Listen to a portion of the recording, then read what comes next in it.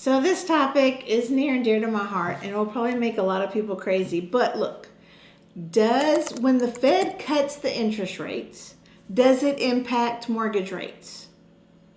No, not directly. Regardless of what anybody says, no, not directly. I don't care how many real estate agents go online and say, the Fed cut the rates, the interest rates are coming down. That's not true. Okay, I'm Kathy Carter, broker and founder of Carter Signature Properties.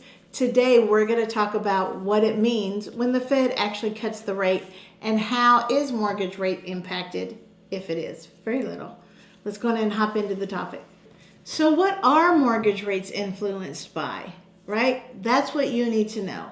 They're usually influenced by the 10-year treasury, like a longer bond outlook type situation.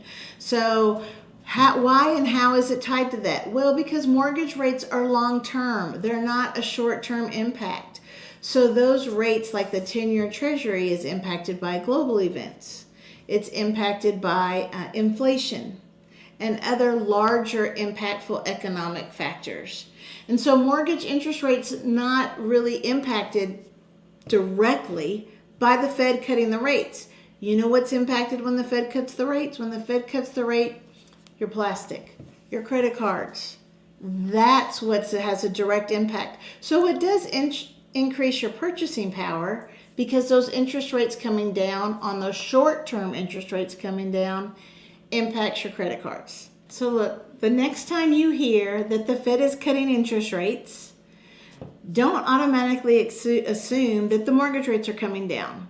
They are interrelated, but not directly. There's not a direct correlation. So let's think about what happened last time the interest rates went down. Last time the interest rates were cut, the interest rate actually went up by almost a full percent. So the Fed cut the rates by 0.5%, but mortgage rates went up by almost 1%. Why? It has to do with inflation. It has to do with global factors, right? It has a lot to do with what's going on in the market as a whole.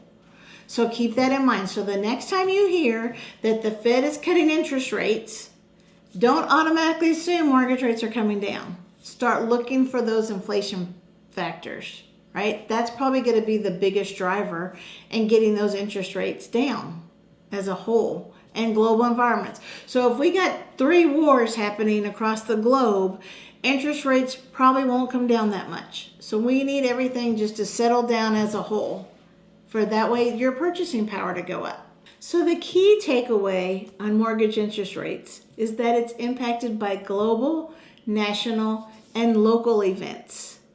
Now, the Federal Reserve policy may have some influence on it, but it's really influenced by the economic factors of the country as a whole, and not just that the Fed has cut the rate. So it's impacted by inflation, it's impacted by demand, supply and demand, and that's how we end up with a direct impact to our mortgage interest rates. Right? It has to do with the economic conditions.